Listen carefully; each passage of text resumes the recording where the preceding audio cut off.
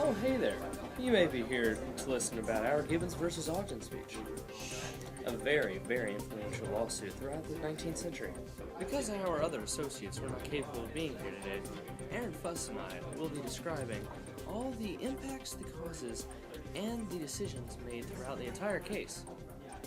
In 1808, New York granted exclusive navigation privileges of all waterways to Robert R. Livingston and Robert Fulton. The government hoped to develop a national network of steamboat monopolies. Only New Orleans had accepted this petition. Aaron Ogden purchased a license from Livingston and Fulton and entered business with Thomas Gibbons. Their partnership collapsed, and the two ended up fighting a claim to regulating coasting trade.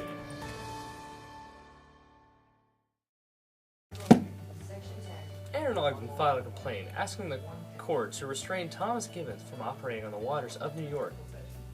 The trials were held in the courts of Chancery and the Court of Errors, both in New York.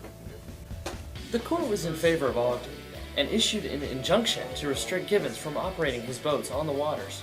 When the Supreme Court ruled in favor of Gibbons, the sole argument of Congress's power to publicize the law was the Commerce Clause.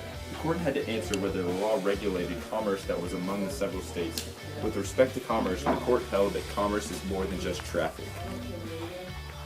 The court found that New York's licensing requirement for out-of-state operators was inconsistent with an act regulating the coasting trade. It concluded that navigation by steamboat operators for purposes of using interstate commerce was a right reserved and exercised by the Constitution. The effects of the case. One major effect was that the northern and western newspapers cheered the Gibbons decision as a victory for free trade. This marked the start of a 40-year period of history during which the Supreme Court limited the federal government's ability to regulate under the Interstate Commerce Clause, which is part of the Constitution.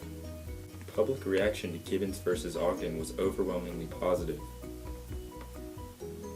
Marshall's decision in Gibbons versus Ogden left many issues unclear, and the particular issue of state versus federal control of commerce continued to appear before the Supreme Court. The Gibbons versus Ogden case was a very influential case throughout the 1800s, which regulated commerce and trade throughout the waters of the United States. It was also one of John Marshall's most prestigious cases. Thank you for watching our video, and I hope now you know more about John Marshall and his important cases.